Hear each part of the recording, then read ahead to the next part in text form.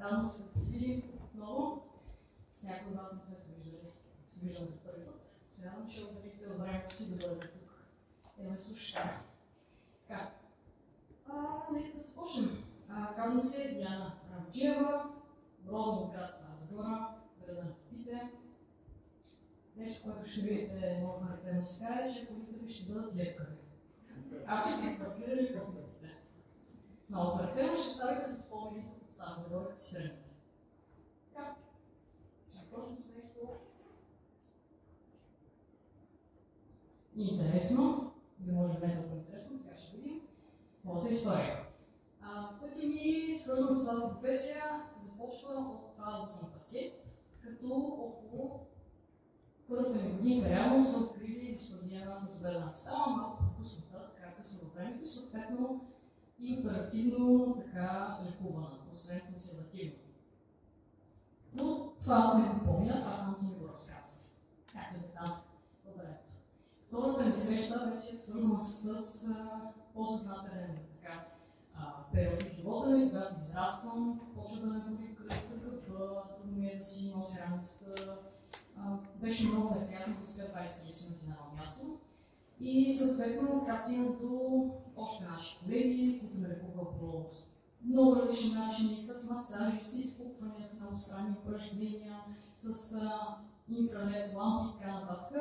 И разбира се, причината, поради която ми казват, че всичко ме боли, е сколиозата, за което имаше много ефективно такава решение да ходя по лон.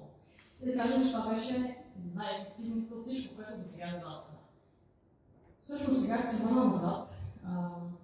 Най-доброто нещо, което те са направили за мен, е просто да ги срещна като специалисти, защото така и прецених, че аз съм се занимавал с това.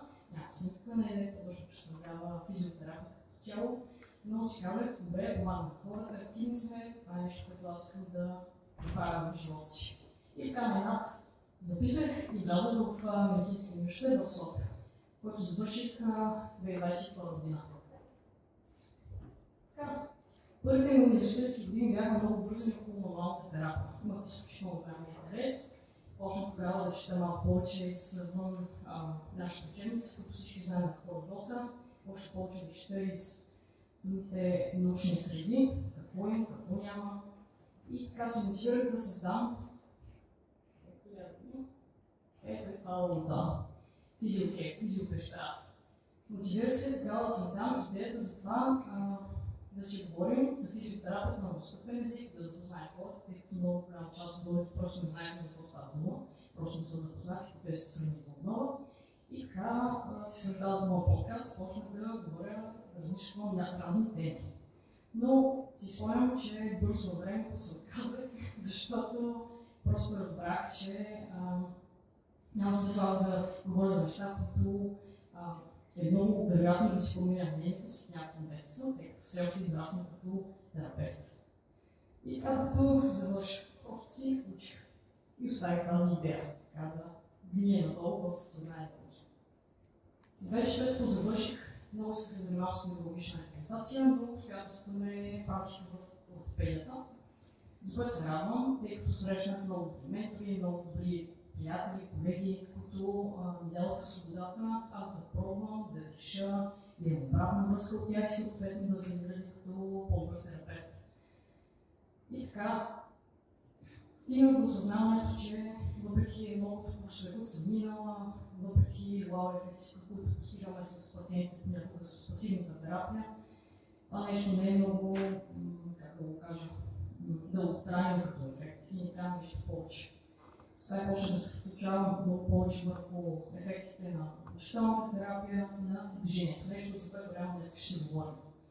И затова е преминаваме към следващия слайд, където искам да ви кажа защо ние трябва да се откъснем от модела за лечение на болка. Какви са неговите недостатъци?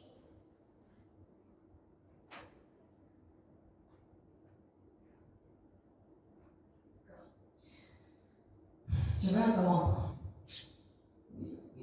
Симптоматичното лечение е свързано с това, че ние много често, цяло в медицинска практика, се гледа не на пациента като цяло, гледа се на неговите симптоми, много далечено от него. сме видяли, че дългосрочно не е толкова ефективно. Вече медицината много повече се насочва на съвременната медицина в холистичния начин на лечение. И когато един пациент дойде при нас и не почнем така много да го случаваме около неговата болка, да го изпитваме какво е, къде е, да търсим различни видове мануални техники, с това нещо да го подобрим, почваме съзнателно или подсъзнателно, ние да насочваме неговото внимание само единствено там, към неговите симптоми, което води до едно катастрофизиране на тези симптоми, което води до по-лоши резултати. Защото всички знаят, че болката е много сложен физиологичен процес, който е вързан с много различни неща, не е само до тъканите, той е перцепция на пациента, до стресови ситуации, дали се наспава, дали се нахраним и така нататък. Да, когато имаме мануални техники, с които ние постигаме този вау ефект, пациентите много често ни асоциират с това, че ние можем бързо и лесно да ги поправим. Като една кола влизат, сменят жантите и излизат, се продължават по пътя. Обаче по този начин нямаме повишаване на техния капацитет на тъканите. А там е проблем, че когато търсим пасивната терапия, ние не постигаме никакъв адаптивен процес в тяхните тъкани. Което е много важно, защото в повечето случаи те идват при нас или остри или хронични, независимо, просто те са били в своя си кръг на капацитет, вършили си ежедневните неща и съответно малко се излезе от него и веднага са получили някакъв тип травматизъм. И това е валидно за всички случаи, независимо колко сложни ние се опитваме да обясняваме на пациента. В повечето случаи става въпрос за несъответствие на това, което човек прави спрямо неговия капацитет към момента. Затова и много често, когато се съсредоточаваме точно върху пасивната терапия, нямаме липсва обучението с самоангажиране, липсва превенцията и много често се случва да се върнат обратно в фолспарт. И затова предлагаме какво? Модел на функционалното възстановяване.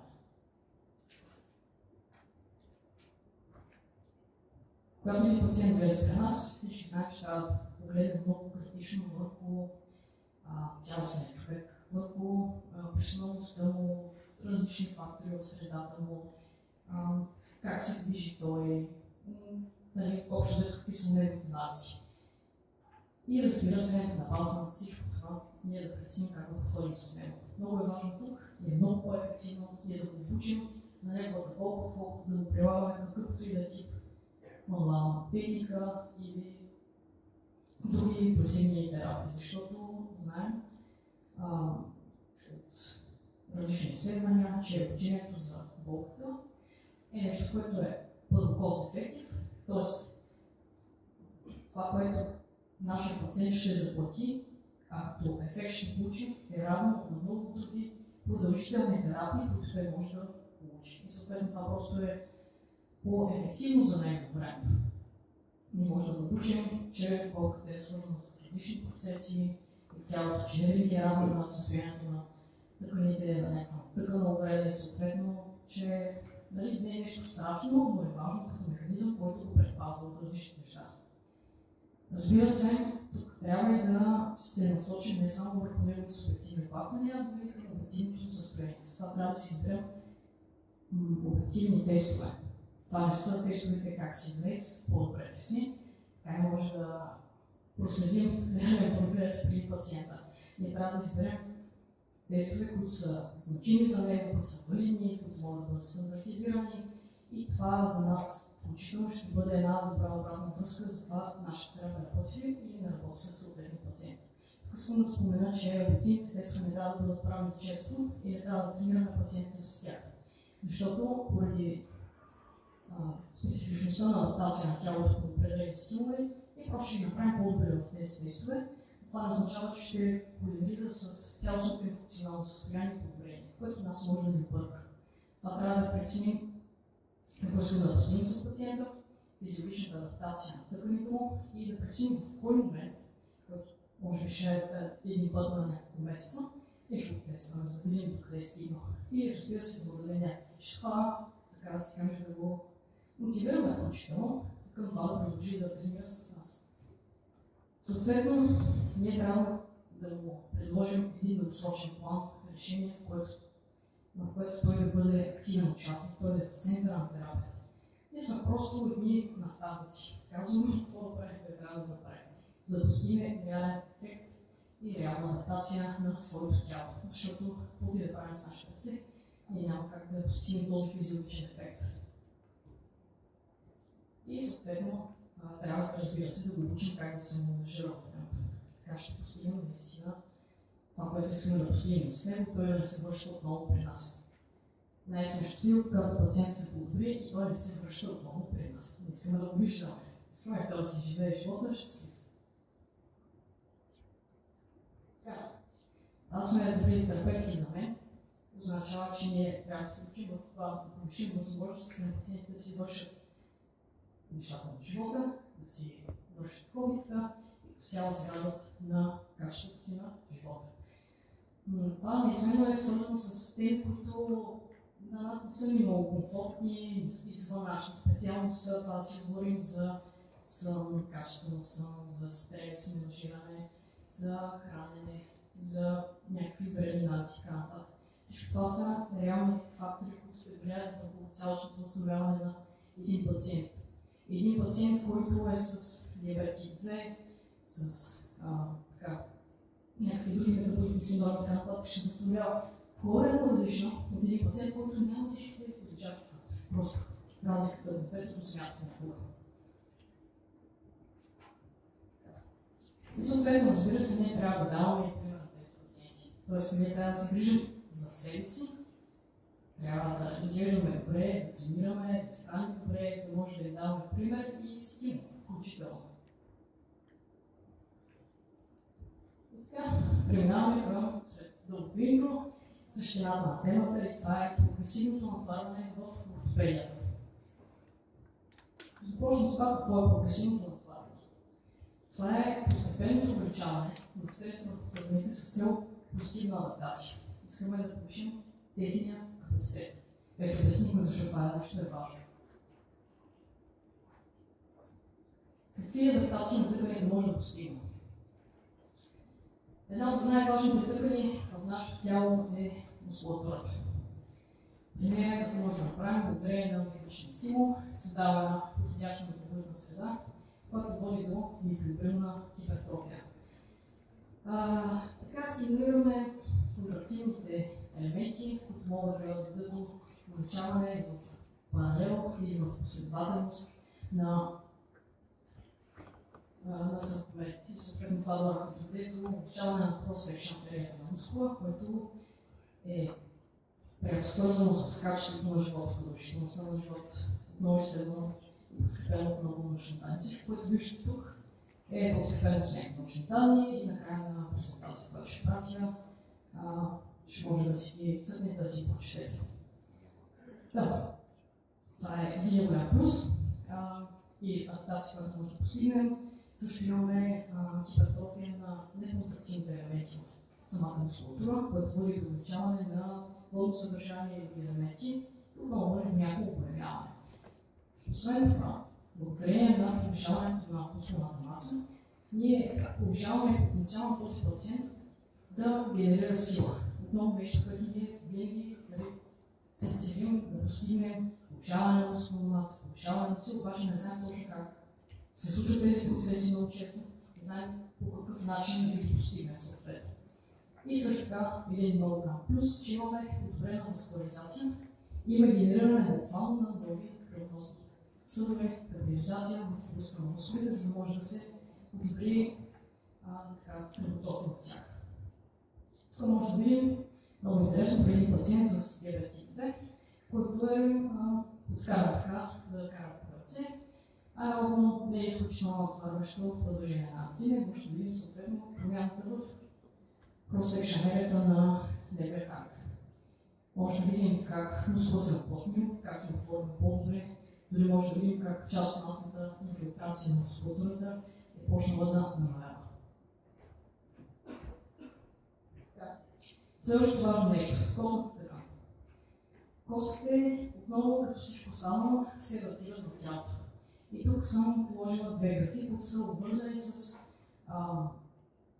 повишаването на минерализацията в костта. този процес се случва най-активно по време на израстването.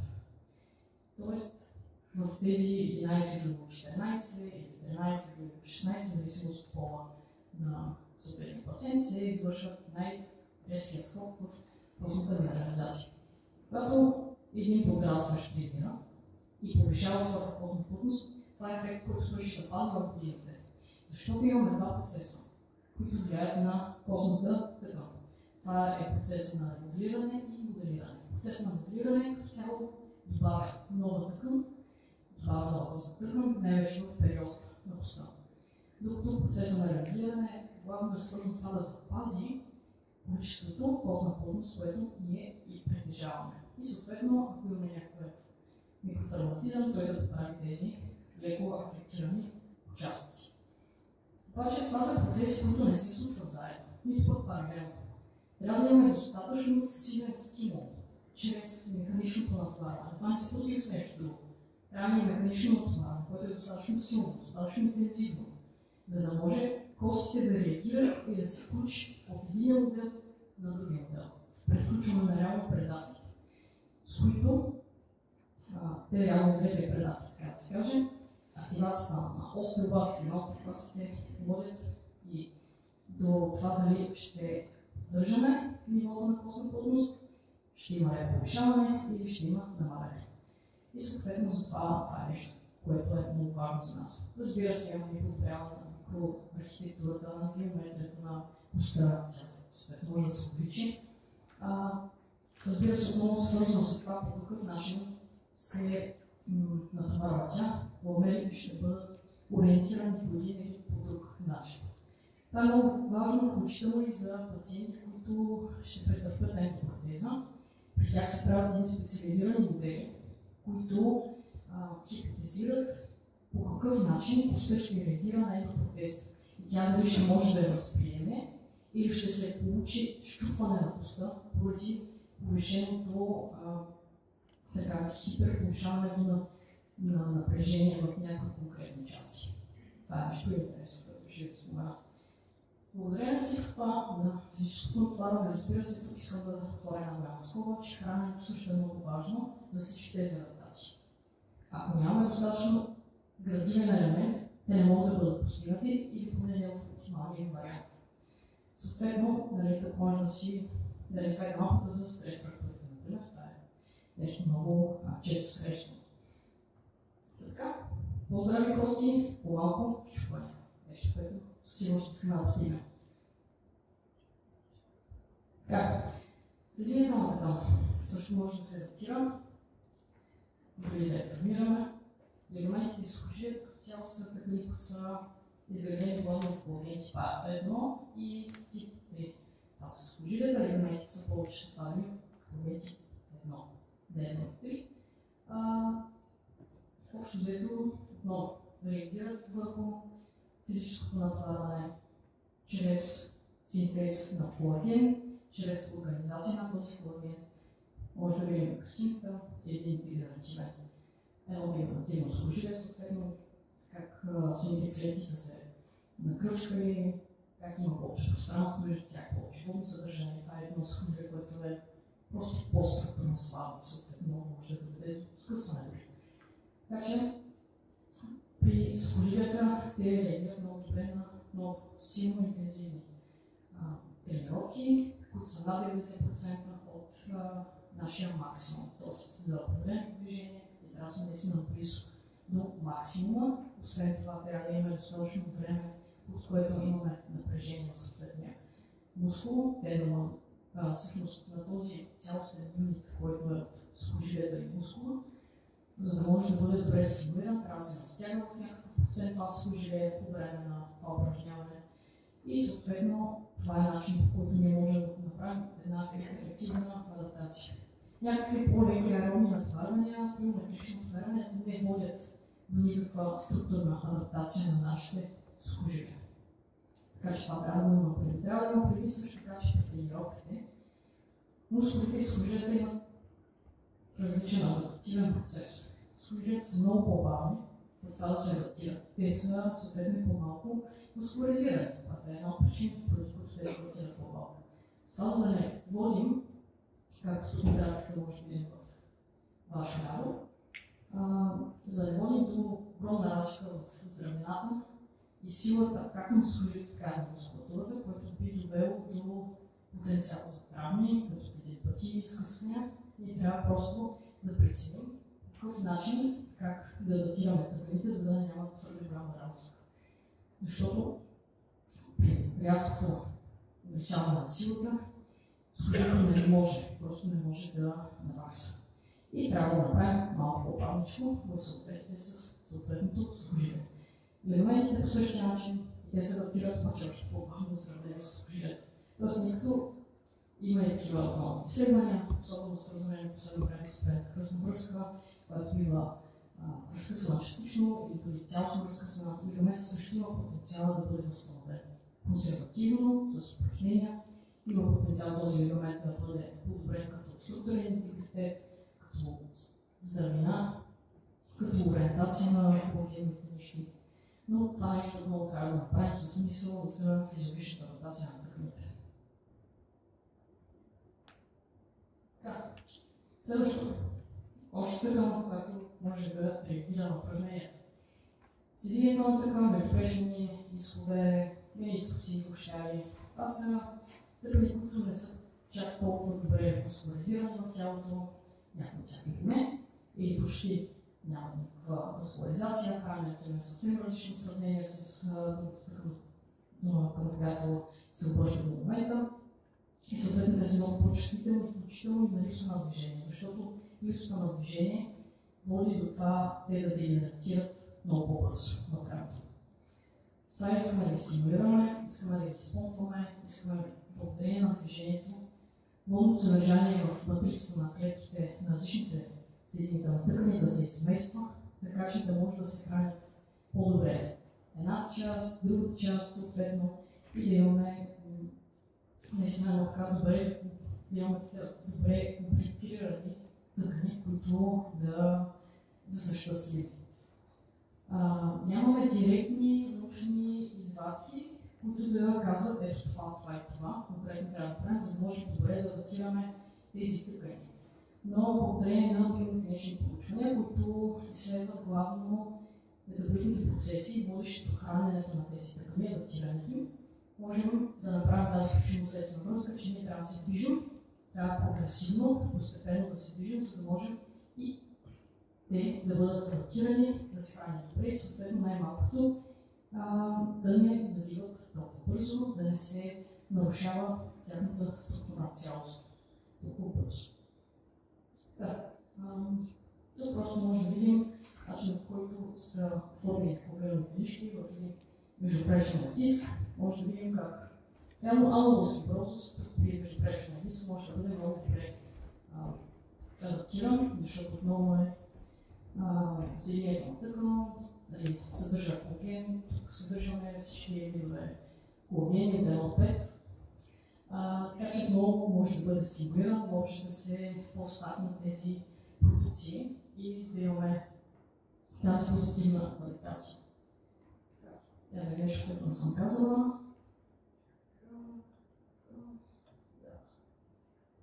Цяло, много просто движението е нещо, което подхранва всички тези структури по един или по друг начин.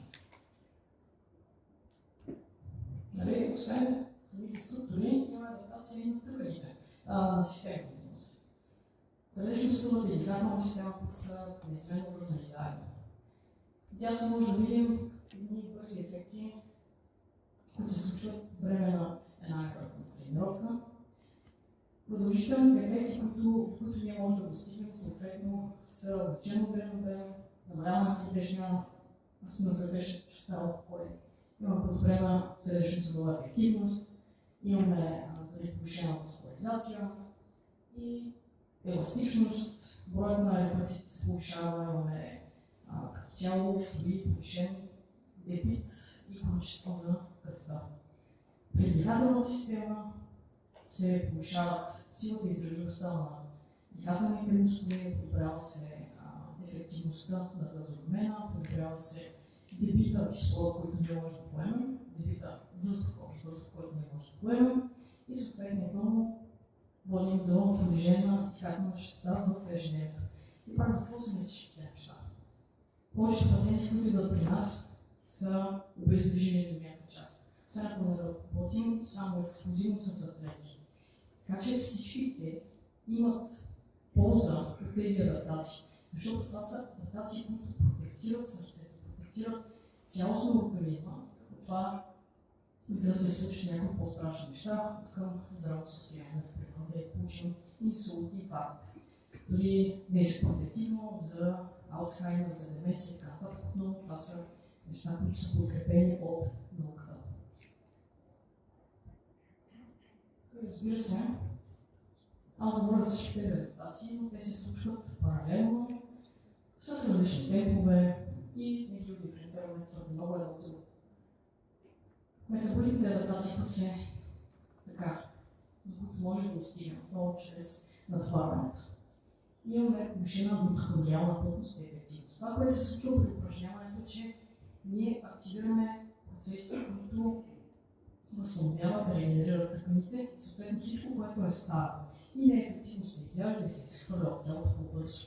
И остават по-ефективните, по-плътните митохондрии, които съответно какво водят до ефективност на енергийните процеси. И това имаме влияние върху ензимите, които са вързани отново върху с енергийните процеси, върху хормоналния отговор на тялото. Имаме също така увеличени запаси от гликоген, имаме понижена чувствителност към инсулина, защото това е пак за адаптирането на мускулатурата главно единствено. И разбира се, с аеробното натварване имаме подобрен начин, който скоро подобрена ефективност на метаболизирането на мазнините, с което много стигаме до един дълготраен ефект при тези пациенти. И разбира се, най-долу това, което е написано, че имаме понижаване на възприемателните процеси от тялото. Така, при един пациент, който има каквото и да е, искаме да подобрим неговото възстановяване. Когато един пациент е изключително остър, нещо, което ние можем много така лесно да предприемем за него е да намерим някакво движение, което е далеч, мястото на болка и просто да го накараме да се движи. Дори едно ходене, едно хубаво за човек, който има болка в кръста, ще му повлияе положително. Заради всички тези адаптации, които говорим до сега. Просто процента на общо възприятие пада. Защото при хора, които са неподвижни, имат повече адипозна тъкан, се получава едно стимулиране на макрофагите в съответните клетки, които един вид, как да го кажа, те се опитват да прочистят адипозната тъкан, опитват се да прочистят между клетките, но се стимулира растежа на туморни фактори в тялото, стимулира се невродегенерацията, стимулира се образуването на атеросклероз, ако те нямат достатъчно движение, имат лоши нации на хранене. Но с дори единично трениране или постепенно трениране не може да намалим общия процент на възпаление. И пак това е важно за всички пациенти, независимо за какъв контингент става дума, дали са ортопедични и за тип заболявания, петмолово. Ясно може да видим каква е острата реакция при един пациент, който е за диабет тип 2, който просто е подложен на някакво лекарно натварване. Веднага може да видим, че инсулинът се понижава, глюкоза се повишава, имаме повишаване на глюкозата от черния дроб, имаме повишаване на триглицеридната разграждаемост в тялото, имаме освобождаване на свободни масни фактори, които могат да бъдат така, да се разложат с тялото и да правят нещата, които трябва да правят. И разбира се, сърдечният липид и катален липид се увеличават многократно, само с едно упражняване. Такъв тип силна реакция се случва най-вече при хора, които имат някакви патологични елементи, т.е. имат някакво метаболитно заболяване, при тях реакцията им към дори е еднократно упражняване е много по-бърза, много по-рязка, много в пъти повече, отколкото един човек, който няма тези фактори. С това може да знаем как за един такъв човек нещо мъничко бърже да го бутне в правилна посока. Още неща, които са не изпускани. същината, как се прилага прогресивното натварване. Това е нещо, което никъде не ни учат в университета, нещо, което ние трябва да постигнем под формата на себе си, като така някакъв емпиричен опит, под формата на учебници, които може да прочетем. Като цяло прогресивното натварване се прилага чрез манипулиране на различни видове фактори в упражняването, като повторения, серии, съпротивление, което може да бъде различен, тип обем на движение, техника, скорост, време. Със всичко това ние може да прогресираме, да намалим, да повишим съответното натоварване, така че то да бъде адекватно. Реално това е най-трудното нещо. Ние като специалисти, които се занимаваме с движенията, това е най-трудното да преценим за един пациент, коя е златната му среда. Така да го натоварим, че той да има позитивна адаптация. Защото ако го претоварим, се получава патологичен отговор някакъв в тялото. Това е свръхнатоварване и може да получим свръхкомпенсация на тъканите, защото просто не е подходящо.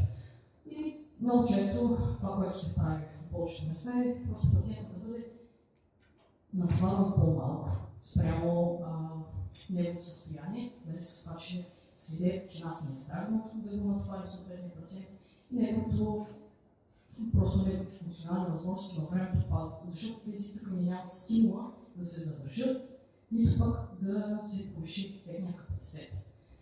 И пак отново тук се обръщаме към това, защо говорим, защото много често тези пациенти идват поради на съответствие на капацитета на тъканите им и нещата, които искат и трябва да могат да правят. Но трябва да разберем, че това не се случва за една-две тренировки. Изисква се структурирана програма с целенасочено натоварване, с неща, които може да прогресираме на времето, с периодизация на натоварването, защото ние не сме треньори, които са твърде надълбоко в периодизирането на тренировките. Периодизацията на един атлет, който е на високо ниво, са много сложни, изключително сложни и нещо, което много трудно се прави. Това е често виждаме атлети, които са на много високо ниво, често да бъдат обърквани с своите треньори, да бъде обърквана тази фундаментална част с нивото на натоварване и прогрес на натоварване във времето, за да могат да бъдат подготвени за нещата, с които трябва да извършат по време на състезанието. И за това съм подготвил съответно едни малки наръчници за различните адаптации. Неща, които ние можем да ползваме.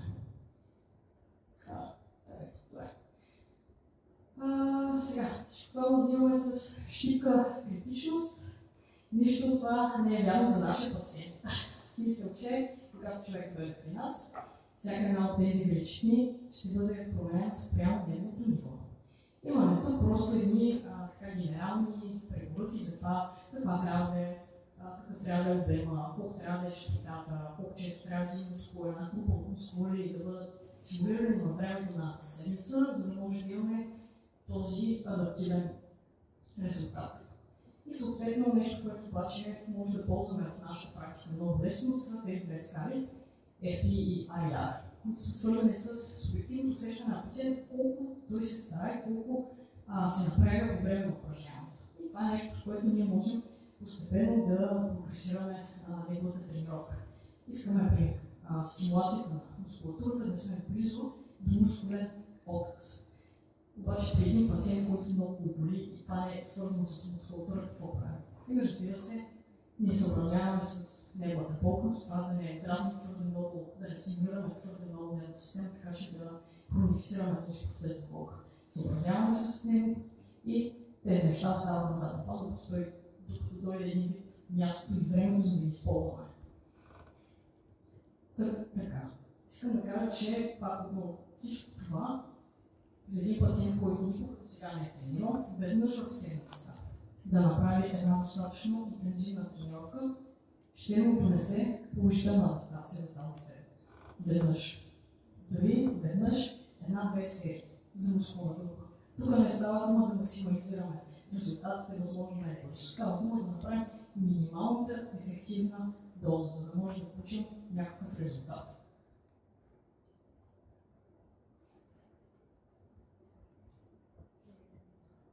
Също е за мускулната сила, като тук, разбира се, правим адаптация на самата нервна тъкан, способността и да генерира сила чрез мускулатурата, то по-скоро става дума за пациенти, които са напред във времето, не са в най-острия си и по-ръста стадии.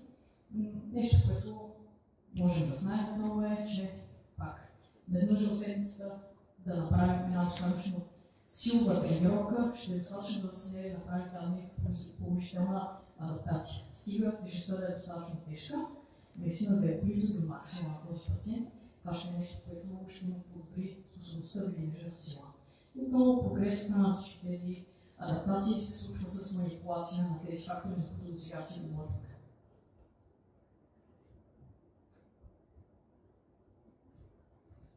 Мускулна издържливост и сърдечно-съдова издържливост, пак неща, които са взаимно обвързани. Просто тук може да използваме натварвания, които са много по-далеч от максимума на пациента, за повече повторения, за по-дълъг период от време, просто за да може да стигнем до една добра мускулна умора, добра сърдечно-съдова умора, нали, вече в зависимост от това какво точно е натварването, по-скоро за мускулната издържливост включваме една идея повече аеробните натоварвания, които са в зони 1, 2 и 3, сърдечно-съдовите зони, за които ще говорим след малко, за да може да се подобри просто капацитета на тъканите да превръщат различните елементи в енергия, конкретно за глюкозата и мазнината. Това са два фактора, заедно с натрупването на лактат, като паднен продукт, общи обекти скот, VO2max, които са фактори, които могат да бъдат измерени, които имат, така да се каже, прогностик value за това колко добре може да се справи този пациент, този състезател в някакви ситуации с съответните натоварвания.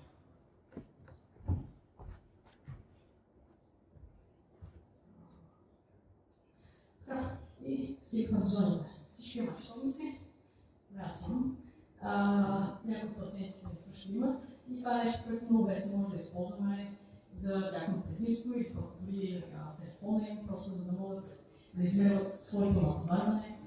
За един пациент, който е изключително далеч от нещата, които трябва да правим на ежедневна база, отново това са неща, които може да използваме при ходене, което да е в зони 1, 2, 3, за да може да повиши общата аеробна издържливост.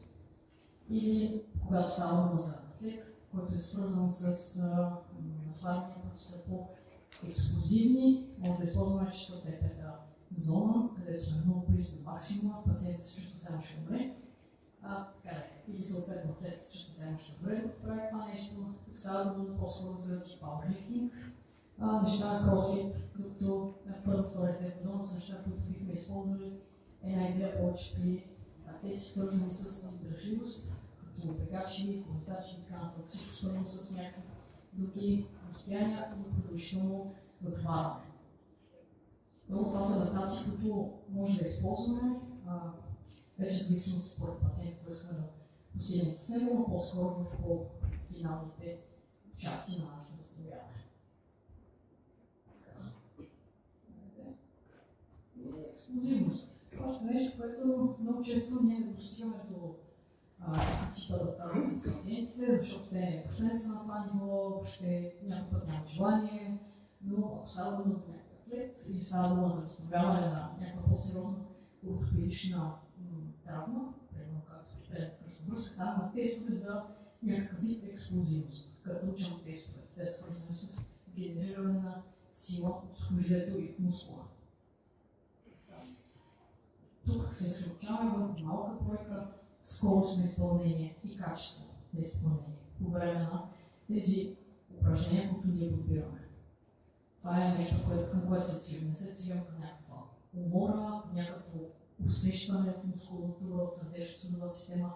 Стремим се към качество на изпълнение. Съответно, това е начин, с който можем да генерирането на сила и експлозивност в тялото са неща, с които ние можем да подобрим техниката на изпълнение на определени дейности. И това отново при генерирането на сила, при адаптацията за силно и натоварване, там тренираме движение. Там не тренираме група мускули, там тренираме специфично движение, както е примерно избутващото движение, изхвърлящото движение.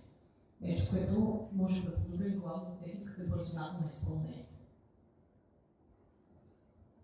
И сега стигнахме през всичките адаптации до приложимостта в конкретни ситуации, с които ще говорим сравнително малко, няма твърде много да се разстоявам. Болкови синдроми, остри и хронични. Тук ще дам пример с болките в кръста. Пациентът се е навел, срязал го и кръста, боли го идва при нас. Той е остър, изключително болезнен, много чувствителен. Какво може да направим за него? Много неща може да направим за него. Не е нужно да прилагаме тук задължително някакви мануални техники, с които да го манипулираме и нещо да правим върху неговото тяло. Напротив, ние можем да го стимулираме най-малкото психически, просто да му дадем подкрепа за това, че тялото му не е изчупено, в момента е просто в процес на възстановяване, нали, възвръща се на място, което иска да бъде, да му дадем стимул, да му покажем, че той все пак има неща, които може да направи. Много често хора, които идват при нас, като цяло хората, които идват при нас, се оплакват от някаква болка. Те не идват, защото не могат да си свършат нещо. Идват, аз не мога да изкача 120 кг, сега не мога да си направя картон и така нататък. През повечето време да идват, защото ги боли нещо, което е, така да се каже, като ефект от липсата на достатъчна адаптация на тези тъкани да могат да правят нещата, които искат. И съответно, ние винаги можем да намерим стартова позиция, в която неговите тъкани на този човек могат да правят нещо и могат да го толерират добре и оттам просто да надградим. При хроничните болкови състояния даваме процеси на персистираща болка, която най-често не е обвързана с някаква тъканна увреда. Трябва една сензибилизация на нервната тъкан, има по-голяма чувствителност на място, където трябва да има 3-4 лампички от нервната система, има 100 лампи и съответно ние чрез упражняването, чрез дори обучението с пациента може да подобрим ситуацията и да адаптираме нервната тъкан, да я покажем, да я стимулираме и съответно да повишим прага на чувствителност, така че да намалим тези болкови усещания в пациента. И включително за хронични пациенти, които пък не са твърде раздразнителни, така твърде раздразнителни, можем да ви натиснем малко повече с упражнения, защото няма кой знае какво да стане. Ние там едва ли се, така да се каже, свързваме и мислим за тъкани, които могат да бъдат крайно вредни, да ги пазим и така нататък. При фрактури, енопротезиране, оперативно консервативно лечение на тъкани травми, отново мислим за това как да възстановим постепенно, защото при тях там е голямо обездвижване, в повечето случаи, а при обездвижването какво се случва? В първата седмица мускулната сила пада процентно 8-10%, което е много. След първите 2 седмици обездвижване почваме разграждането на мускулната тъкан. Постепенно това са фактори, които вече са много индивидуални, при всеки един човек, в зависимост от генетика и други фактори, ще се развият сравнително различни скорост, но горе-долу като цяло обездвижването просто намаля всичко това, което човек има в себе си вече. Костната му тъкан ще страда, съединителната тъкан страда, образува се сраствания, самите съединителни тъкани се дезорганизира благодарение на цялото това обездвижване.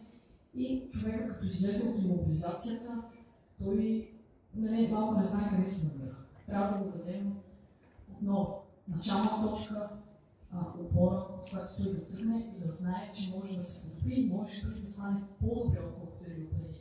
Защото, да кажем, приема протезирането, това е един пациент, който чака дълги години. Страдал от болка, страдал от липса на функция. И съответно, ние можем с достатъчно продължителна терапия във времето да го адаптираме до степен, в която той не е бил от години наред. Независимо от това какъв тип ендопротезиране имаме при него. Тази става няма да се износи в следващите 15, 20, 25, 30 години. Те имат изключително голяма продължителност. Така че това не е примерно причина пациента да се страхува. За некотъканите травми по същия начин, много може да ги адаптираме. Случват се нещата по-бавно, по-раздразнителни се понякога в началото, в по-острите и по-острите периоди след операцията или ако няма някаква операция. Но нещата много се случват, този човек наистина може да бъде адаптиран.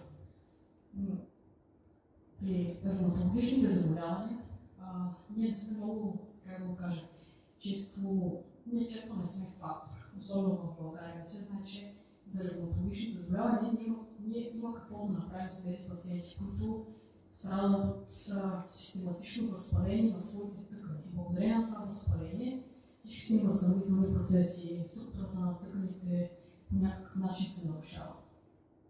Пак, чрез упражняването в дълъг период от време, ние можем да намалим системното възпаление, защото стимулираме различни тъкани и образуването на различни клетки, които просто регенерират по-бързо цялостно тъканите на тялото и няма нужда от образуването на повече, така се каже, макрофаги и така нататък, които да изяждат тези неща и да стимулират възпалителния процес в тялото. Имаме директна корелация, много научни данни, как единичното упражняване при тези пациенти намаля CRP, който е възпалителен фактор на тялото.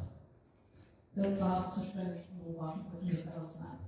Други състояния, които са обвързани главно с някаква несъстоятелност на тъканите, като Ейчлер-Данлос синдром, не знам как знаете, той е свързан с една генерализирана хипотипилност. Мога да кажа, че аз съм горд представител с всичките ми проблеми, горд пациент, но нещо, което работи за мен много успешно са тренировките с тежести. И това е нещо, което работи с тези пациенти, защото те имат генетична разлика на колагена. Този колаген състава всичко тяхното тяло е свързан с здравината на съединителната. И тъкан за това тези пациенти са по-предразположени към определен вид мускулно-скелетни проблеми. И как може да го контролираме, като направим тази тъкан по-здрава, по-издръжлива. Мускулната маса при тях е много голямо значение, защото мускулатурата може да действа превентивно за различни видове травми. Когато мускулатурата в едно място, в един крайник е по-голяма, тя ще поема по-голямо натоварване и напрежение. И съответно няма да се налага да пада толкова усилие и стрес върху съединителната тъкан, върху пасивните структури, върху самата става. Така че това е нещо, което е много важно и полезно за всички. Фибромиалгията, както и комплексния регионален синдром, които фибромиалгията е някакво така летящо понятие, хора, които изпитват болки в цялото си тяло, но упражняването, т.е. това е човек с хронични болки, които нямат много механична логика, но упражнението могат да стимулират по такъв начин нервната тъкан, че да успокоят и просто имаме по-добро менажиране на тази симптоматика. Комплексният регионален болков синдром пък се случва най-вече заради обездвижване и там много тъканите понякога реагират изключително остро, изключително бързо, веднага почват да генерират, да се разпърва цялата система и много чрез упражняването може да повишим структурния интегритет бавно и постепенно във времето.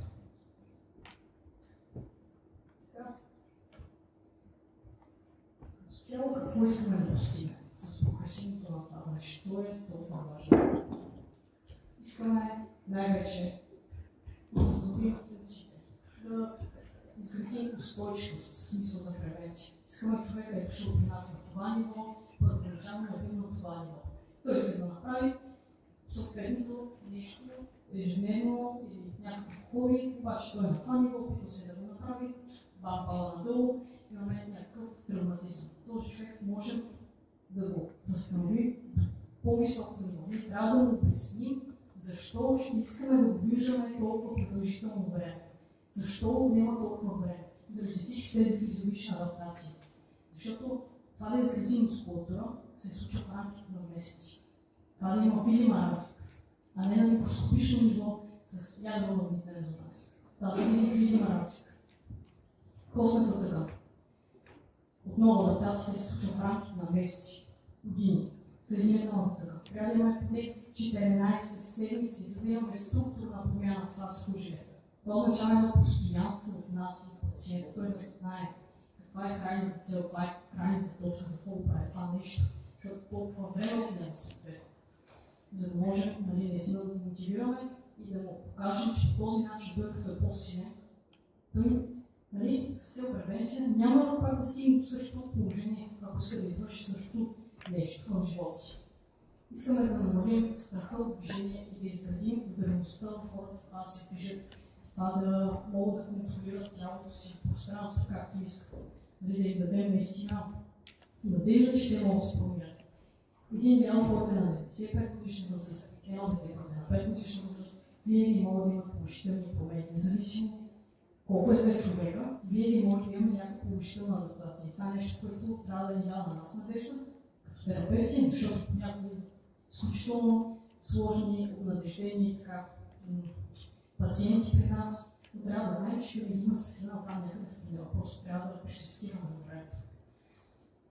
И наистина в крайна сметка да подобрим качеството на живота. Това е, ние като здравни терапевти трябва да знаем, че това не е крайната цел. Не само да го възстановим от травма. Искаме наистина да му покажем, че той може да си живее живота по дълго време, по-качествено и съответно да ни вижда нас. Защото за поне да ни вижда, няма някакъв проблем. И съответно трябва да си зададем въпроса дали нашите пациенти изпълняват минимума. Така. Минимум от СЗО, свързан с аеробното натоварване на седмица между 300 и 75 минути спрямо интензивността на натоварване. Разпределен така между 3 и 5 пъти в седмицата е сравнително по-препоръчително. Тук няма ограничения от какви дейност, този човек може да ходи, да казва колко се да само да се движи. Съответно, силно натоварване за всички деца, подрастващи и възрастни. Трябва да бъде не 2 пъти на седмицата за всички големи мускулни групи. За възрастните дори по-често. При тях имаме и допълнителни упражнения, които трябва да си правят за координация и за баланс. Нали с цел да не пада, да не се чувства като цяло. Но какъв процент хора, които реално го правят това нещо. Една трета от възрастните. По статистически данни от 160 няколко държави, 190 няколко, събрани така на времето, една трета от възрастните не изпълняват минимума, за да бъдат здрави.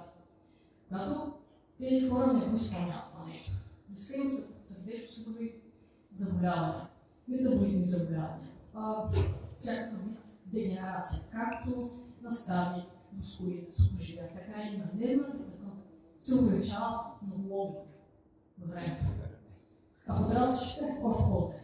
80% това нещо не го изпълнява. Тоест, ние не ги стимулираме, не обясняваме и те не знаят също, защото откъде го знаят това нещо, че могат на времето на подрастване, тези 5-6-7 години, те го тренират достатъчно силно, достатъчно умно във времето, могат да достигнат до такива състояния на тъканите си, до такава положителна адаптация, която във времето да им даде много позитивно.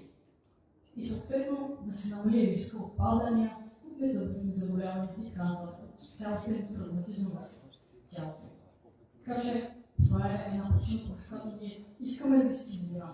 И винаги има нещо, което ние можем да дадем на всеки един пациент, който идва при нас. Много често ще кажем, този пациент не е за мен. И не е точно така. Ние има какво да направим за този пациент. Винаги има какво да направим за пациента, ако подходим по такъв аналитичен начин, че може да подобрим цялостното качество на живота, не просто симптоматиката на момента.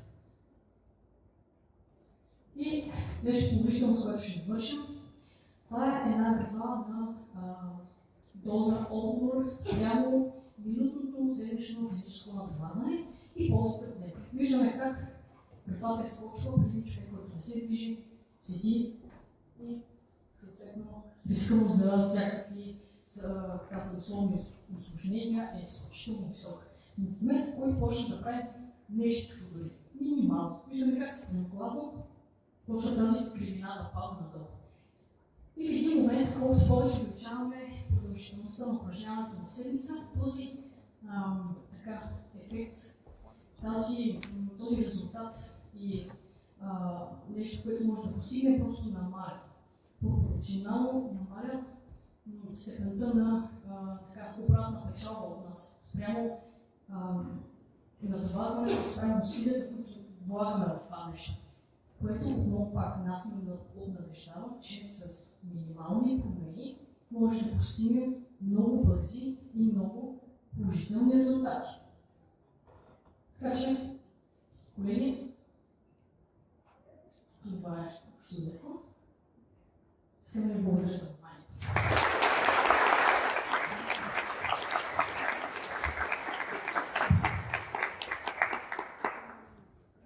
Благодаря ти за... Да.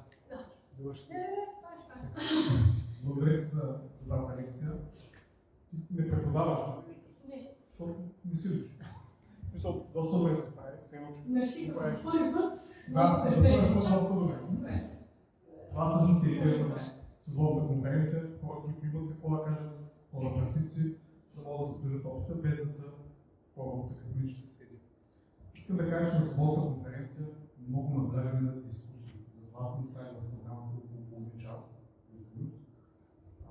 Така че може да задавате въпроси, стимулираме дискусиите, понеже искаме да въпроси на други конференции има примерно 2 минути за въпрос. Въпросът не може да бъде за 2 минути. Камо ли 5 човека да говорят така. Така че имаме половин час, може да дискутираме, добра тема. Кой иска да зададе въпрос? Колеги вече не е 9 часа. Трябва да се събудили така. Аз съм отворена за дискусии, отворена съм към това да не сте съгласни с мен. Мога да се аргументирам, вече всеки има право на мнение. Да, следи. Много добра лекция. Въпросът ми е, тъй като казах, че с ехорестанос синдром. Да. Понеже моят приятел също има някакъв такъв... То знам, че цял спектър, нали? Това е спектър, да. Да, хипермобилност. Как подхождаш към твоите тренировки? Аз имам щастието да имам колеги до себе си, които някой път ме търпа назад, защото в началото бях свикнала просто да ме боли да правя някакви тренировки и често да се травмирам, т.е. така се каже да не респектирам времето за адаптация на тъканите и виждам мускулите ми могат, обаче съмнително да ми тъкан ме търпа назад, това много ме дразнеше, честно казвам, просто на времето видях, че това не е начинът на прогрес. Защото прогрес почна да стагнира, т.е. стоеше на едно място, тренирах се за известен период от време, после пак така и просто не беше умно. Във времето на обучението ми и чрез моите тренировки успях да стигна до някакъв по-умен начин на тренировки, като цяло, ако искаш нещо по-конкретно. Ако тя има проблеми в някои конкретни области от тялото си, трябва да е много, как да го кажа, някога да е много по-консервативно, отколкото и си исках. Това е най-трудно. Просто си по-консервативно, отколкото си исках, защото, както казахме, по-добре е да не надвишаваме твърде рязко този праг на капацитет на тъканите. Когато преди такъв човек, където знаем, че структурната здравина е малко компрометирана, те има повече мобилност, съответно на тях им трябва повече стабилност в тези стадии, тя най-много ще получи резултат от придобиването на мускулна маса. Аз това нещо не видях за себе си, наистина във времето. Защото всичко ме болеше и бях изключително слаба. Аз сега не знам защо всички тези неща са ме болели, нали, като дете просто не си имала някакъв структуриран начин на тренировки. Така че, и да яде достатъчно протеин и да пие креатин. Това са нещата, които си го правят. Да, стандартни неща. Защото тя правилно като почне да крака, да речем, някакви супер леко натоварване, почне да се възпаряват коленете, примерно да я болят на следващия ден и това продължава пълно седмица. И тя супер трудно прогресира. И аз започнах да й давам някакви стабилизиращи упражнения, може би от вече месец и половина и сякаш има някакво подобрение. Много проба-грешка. Трябва да се опитате да намерите дори може да използваш парциалните натоварвания в някакви бебе движения, да видиш наистина, защото има безопрои упражнения, с които тя може да се подобри. Дори да започнеш с най-леко с някаква изометрия, което е много далеч от нейния капацитет, да видиш дали това нещо ще я подобри. Просто ако видиш, че прогреса не върви толкова гладко, трябва да търсите отново нещо, което да пробваш, обаче пък и да не променяте всяка седмица вида упражняване, защото тогава тъканите няма да имат тази специфичност, за която си хората, за да се адаптират към отварването. Благодаря. Това е за мен. Други въпроси? Ние знаем, че ти имаш 15 и заради това. Не го оставяйте да ме питам, моля. Сериозно, не може да се вижда. Някой иска да пита нещо? Дай пъти нещо трудно. Не знам.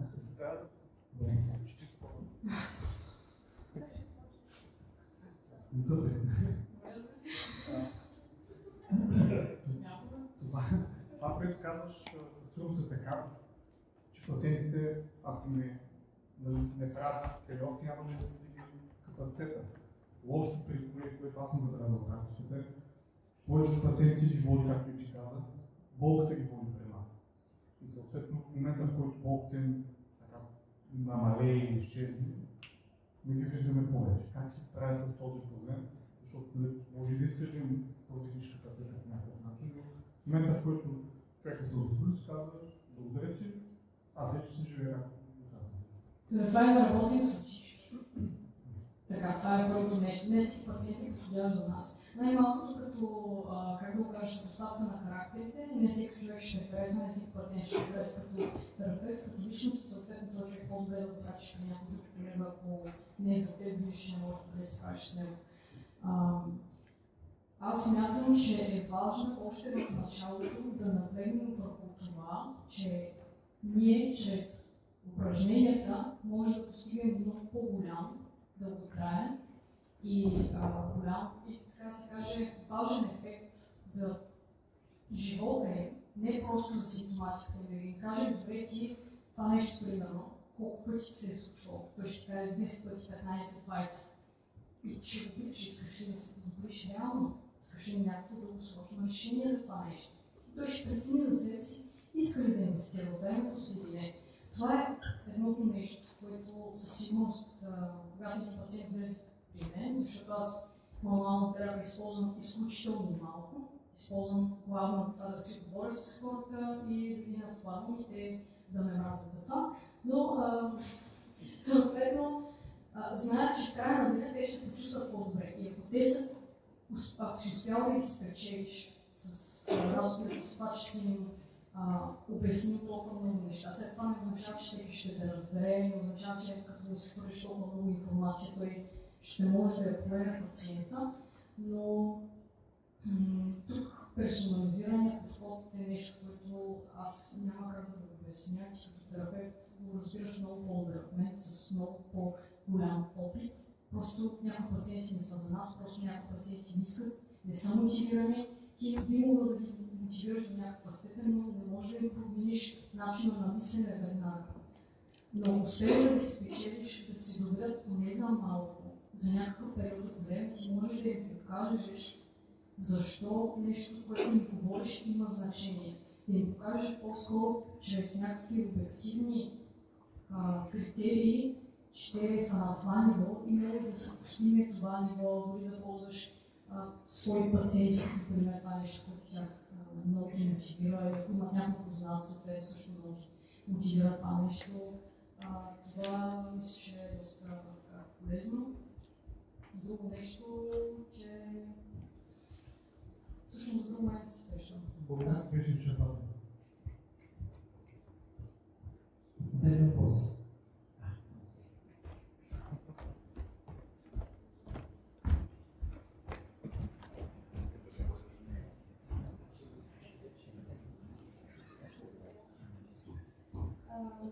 В началото ти сподели, че подробно своето обучение си интересува доста от мануална терапия, от бързи методи за справяне с болката.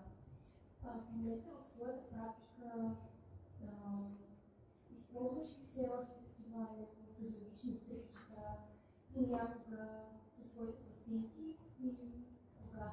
Избягвам, като цяло избягвам, защото в практика не забелязах, че мога много да ги лъжа с мануална терапия. Те си мислят, че съм много добре, много бързо и директно да бият в ирата на някъде. Това се случваше и въобще не ме харесваше, защото първото, което е отново тази несъстоятелност на резултатите. То човек пак идва при тебе, нямаш глава ефекта и си кажеш, нали е проблема. И пациента просто когато работим с него по такъв пасивен начин, начина му на мислене, начина му на перцепция към теб се променя към това, че той очаква ти да го поправиш. А той не си поема отговорност за действията във всичките стотици часове, които не е при тебе и не променя някакви навици и фундаментални неща, които са значими за неговото състояние, може да се събере това нещо, за това избягвам. Като цяло малната терапия, мога да кажа, че използвам като помощно средство в не толкова симптоматични случаи, честно казвам. Не искам да им давам бързия ефект. Защото съм го видяла как работи. Видяла съм, че много чеше егото това нещо на всички ни, че сме голямата работа. Големия Господ сега го правихме за 5 секунди този човек, обаче после какво се случва след този голям ефект. Той си казва ми, това ми е достатъчно, аз си тръгвам. Той вече е готов да си тръгне. Да, просто избягвам. Въпроси?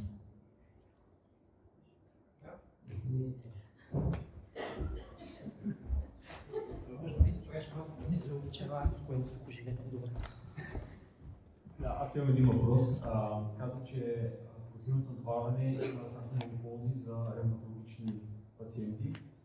Ще ни разкажеш малко повече за това. Имаш ли някакъв опит с такива пациенти? Може да ни разкажеш нещо? Да. Причината, която казах се да включва и ревматологични заболявания, е, че имах един много щастлив случай. Имах една пациентка с ревматологичен артрит от 30 години, 40 години. Тази жена дойде при мен, естествено в много лошо състояние, с изключително слаба, с много ограничен обем на движение в някои стадии и много намалена мускулатура. Тази жена не можеше да си изгъва ръката. Под гравитация. Начинът, по който се изгъваше, се използваше доминантна ръка, беше по този начин. Ние в рамките на 3 месеца почнахме да сгъваме с 500 грама, после с 750, накрая с 1 кг. Но тази жена доведе нещо, че примерно аз помогнах на нейния мъж, тя дойде при мен и се оказа, че аз мога повече да помогна на него, колкото на него, което беше интересно такава. И нейният стимул в един момент стана това, че тя ще бъде майка. Нали, въпреки нейното състояние и нещата, с които се бореше, тя си каза, аз трябва по-бързо да прогресирам. Съответно имаше и тази огромна мотивация да си прави нещата, да персистира, защото ето тук е още нещо, което е много важно за ревматологичните пациенти. Те имат болка и ще имат болка по време на упражняването. Това не е нещо, което ние можем напълно да премахнем или да изконтролираме. Просто имат този постоянен възпалителен процес, независимо, че могат да са така много добре медикаментозно ангажирани понякога. Имат страничните ефекти от кортикостероидите и това нещо ние трябва да го имаме като едно ум, че нещата при тях се случат много бавно, по-лесно и така нататък, особено ако дълъг период от време, те не са се упражнявали по някакъв начин.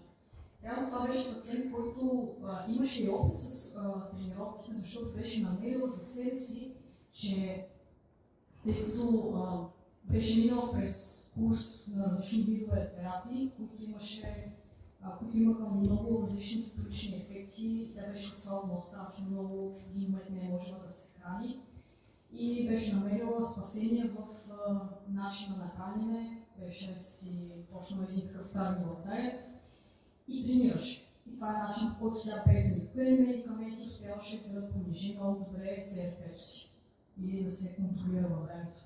Което аз не казвам, че не препоръчвам. Не препоръчвам със сигурност, а не някаква препоръка, просто при нея това поработи за някакъв период от време. И така, тази жена вече има детенце, носи си го, нали?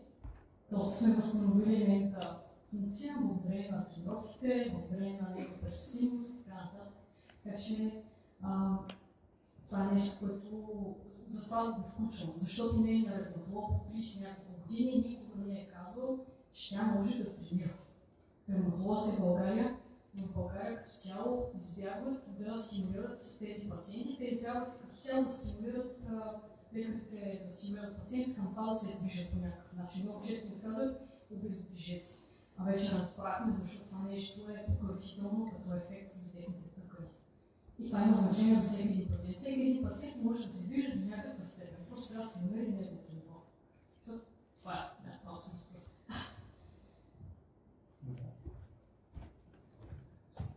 Усещам, че почивката ще е по-късна.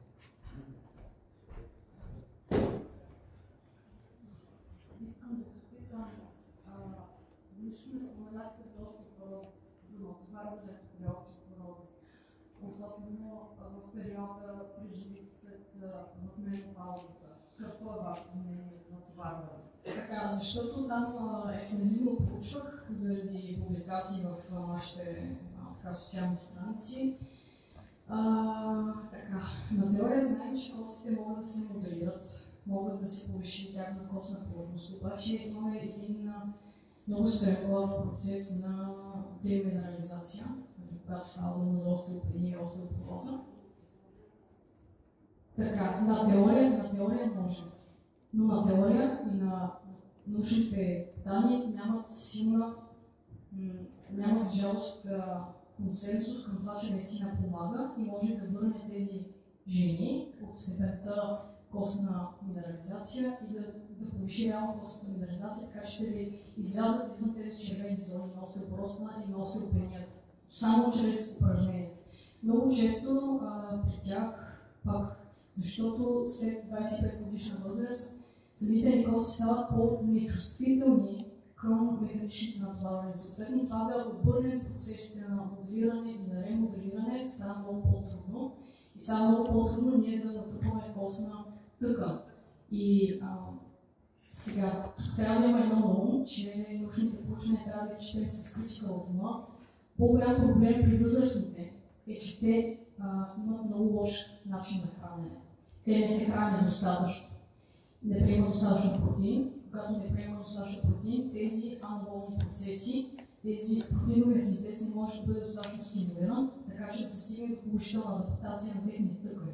Тоест, това е още един проблем, който може би не се споменава в тези проучвания и не се взима по предвид. Но има показания, че чрез фармакологични елементи и най-вероятно с тип упражняване можем най-малкото да стопираме процеса и да го повишим. Само с физическото натоварване бихме могли, теоретично бихме могли най-малкото да стопираме процеса на по-бързо разграждане на нетлосна обща минерална плътност. Това е нещо, което аз знам, което съм чела от проучването. Благодаря. Само тези за какво искам да направя коментар, защото това е важна тема. Това става въпрос за запазване на костна плътност. Най-важно е лицата да натрупат достатъчно костна плътност. Това оказа. Второ, след това промените фактори, пушене. След това, разбира се, на механичното натоварване с времето става все по-малък стимул, тъй като механичният рецептор в коста е обструкция пълнение на 25-30 години живот и с настъпване на менопаузата ние не просто губим минерализация, но губим костопреки. Медикаментите, които предписват нашите колеги, тяхната работа е да предписват функцията на остеопластика. Съответно, остеоцитът е диригента на това остеопластика, какво ще правят. Остеоцитът, бидейки стимулиране адекватно механично, потискат дейността на остеопластика и дават възможност на остеопластика да създадат малко костна. Но истината е в превенцията.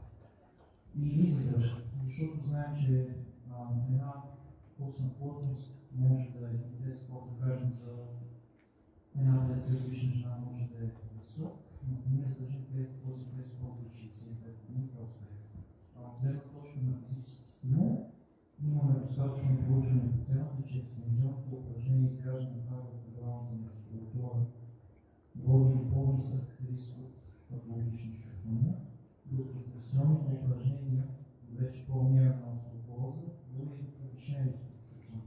И по тази причина упражненията, които трябва да подбиваме, трябва да са насочени към това, ако е тежка остеопорозата, локализирана в платалната дело особено, да дадем превенция на екстензионното упражнение, съобразявайки се, разбира се, с нужния протеин панир, като зъбния статус е изключително значение, защото както имаме протеин, трябва да има зъб. Комплексно наистина и трябва да информираме изключително много хората тук.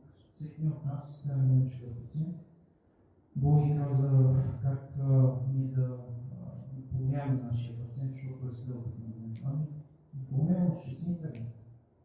Все още мислим на много 21 век. Ако всеки един от нас излезе в социалните мрежи и каже това, което тя каже, а не не само нали, направихме 10 екстензии, кръстна домина и така нататък. Когато информацията навсякъде, те ще бъдат информираност, психа за въпроса.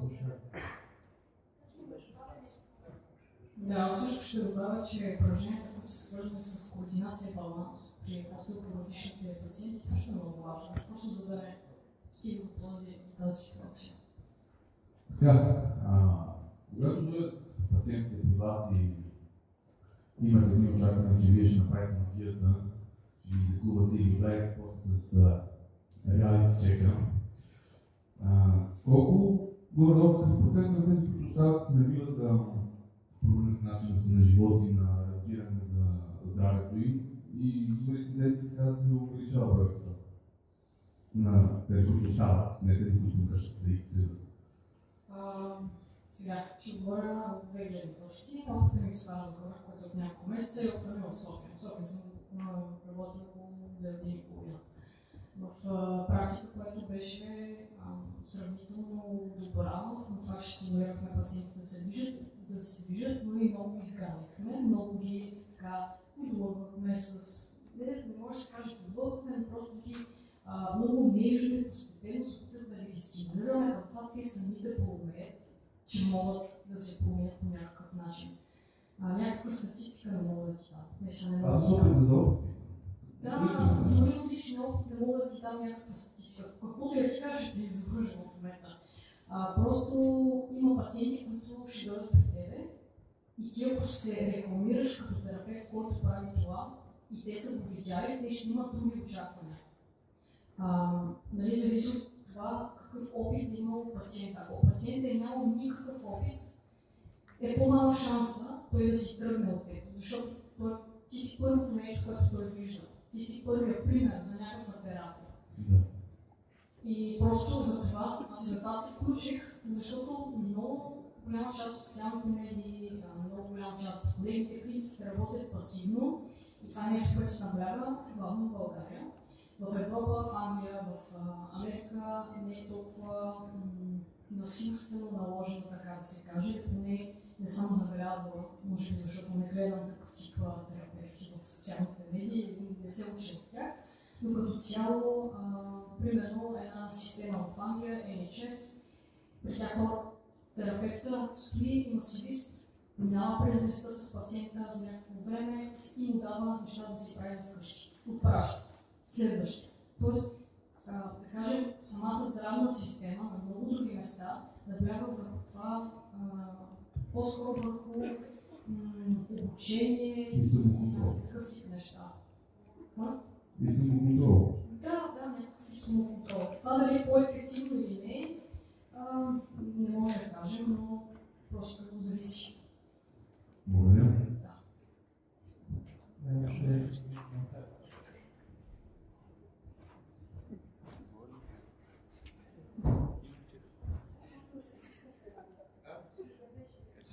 Значи да моля, имам 5 минути.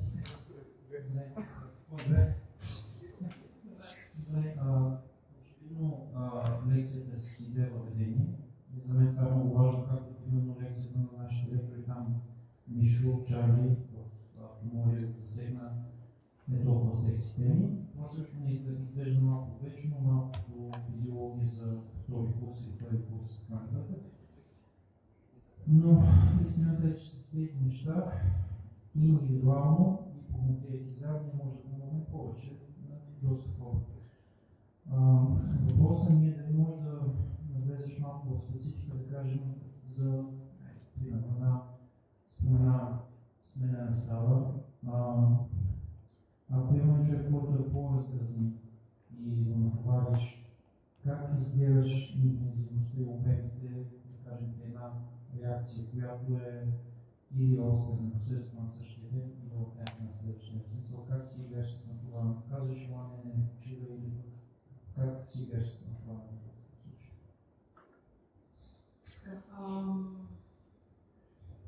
Много ситуационно, тук си говорим в някакви нереалистични термини, но при един човек, който е много обездвижен, съответно, който ще има много силна реакция към упражненията, първо трябва да му обясним, ето тук идва нашата важна роля за да му обясним какво би могло да се случи. Той просто да има очакване. Когато пациентът има очакване, че него би могло да го боли, ефектът от болката е много по-малък, така да се каже, не толкова страшен. Като получи тази болка, те ще го очакват, ще го кажа сега.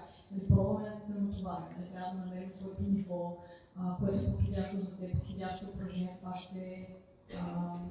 ще отнеме някакво време, може да е по-бързо, може да е по-бавно, в зависимост от състоянието ти. Има и преди, че може да има някаква ответна реакция от тъканите ти. Какво се получава по време на едно упражняване? Имаме наистина процес на възпаление на тъканите, който, ако е достатъчно малък и тялото добре се възстановява и съответно стимулира адекватен, ще имаме някаква хиперкомпенсация. Но ако стимулът е твърде голям, това не значи, че нещо, кой знае какво сме направили, нещо супер страшно, просто има преди, че за по-дълъг период от време това нещо може да се задържи, трябва да го обясним, че би могло да усеща някакъв дискомфорт в рамките на 72 часа, в който трябва тези процеси на възстановяване на мускулатурата и така нататък. Друго нещо, което трябва да го обясним и да се опитаме да го обясним, защото повече хора не разбират каква е разликата между ставена болка, сухожилна болка, болка от мускулите. Много често възрастните хора казват, не ме боли тук, обаче не осъзнават, че това е силен мускул. Това на нас не ни плаши по никакъв начин, не ни пречи реално в терапията и на тях не трябва да им пречи като концепция, че могат да го усещат това нещо.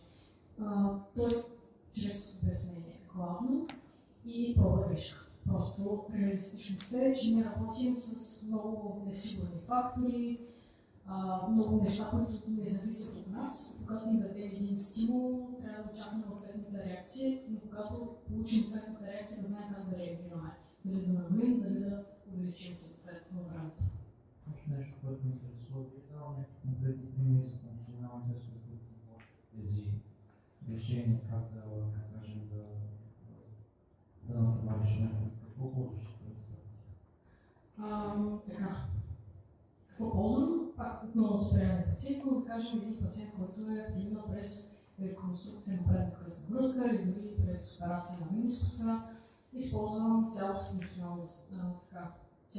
функционално тестуване. Вече зависи в какъв период е пациент, но да кажем, че при нас идва един силно невъзстановен пациент.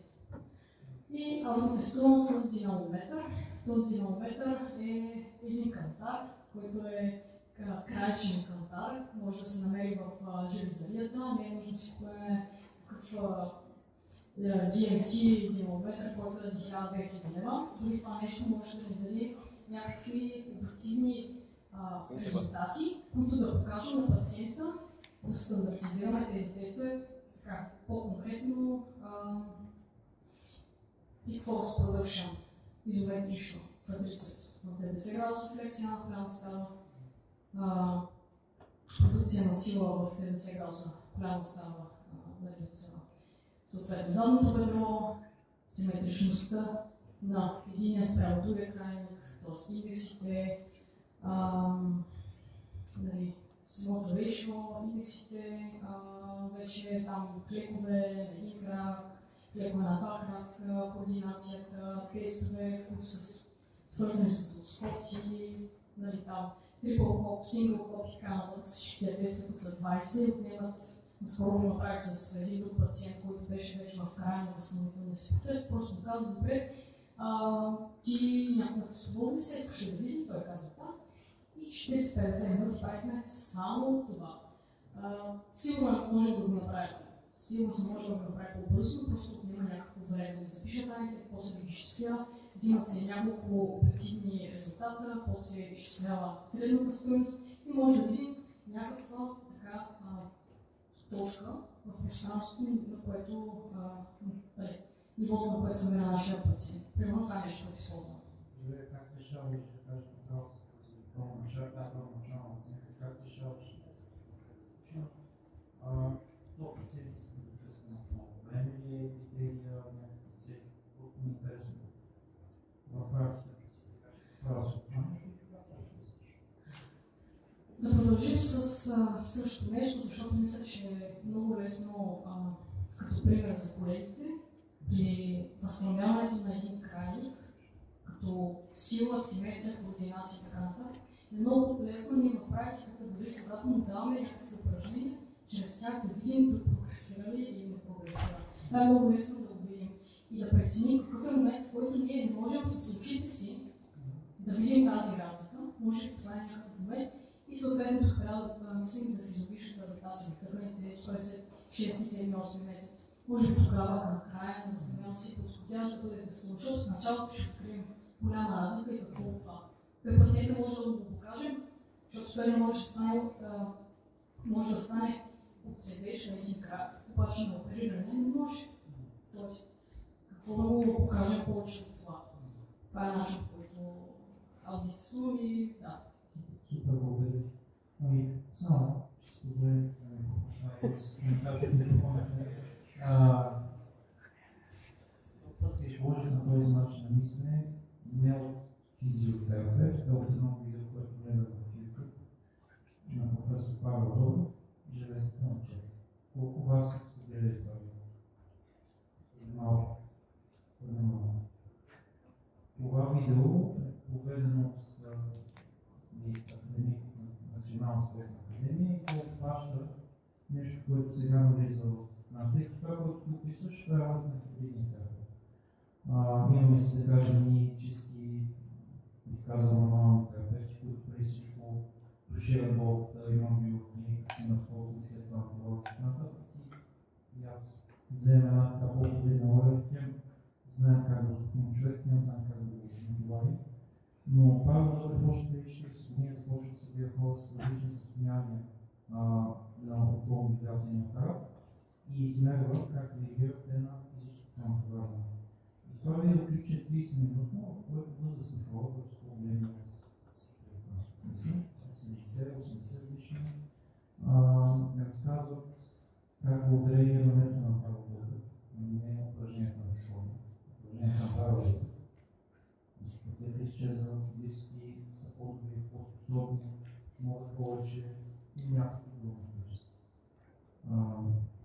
От гледна точка на това как реагират пациентите на този начин на мислене, много от тях изправят като емоционалност. Аз съм бил свидетел, шофьор, който с опериран на моя предмет, показвам това видеоклипче, което в празна каса глупост и каже, няма това да се представи. И точно това е важно, когато нямахме пример, в който да извадим телефоните и да снимаме техника Хикс, която ще доведе до резултати. Тук видяхме ни принципи, доколкото повече говорим за тези принципи, ще видим по-малко хора с като ще видим по-малко жени, които развиват остеопороз заради диети и претоварване.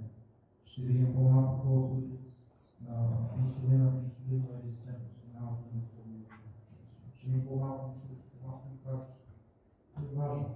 Така че това е прекрасна лекция, благодаря за времето, което отдели, за решителността да срещу тези хора и да го получим. Благодаря.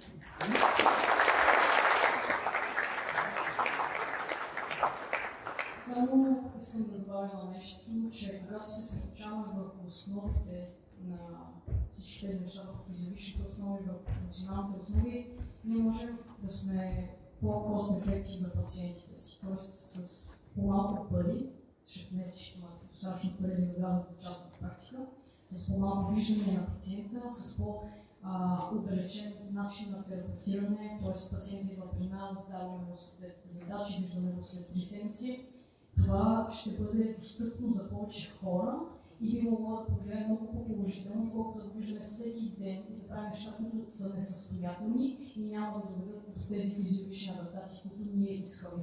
Тези хора най-вероятно се демотивират дори от това, че нямат време, нямат средства и така нататък. Така че просто това е нещо, което искам да добавя. Благодаря много.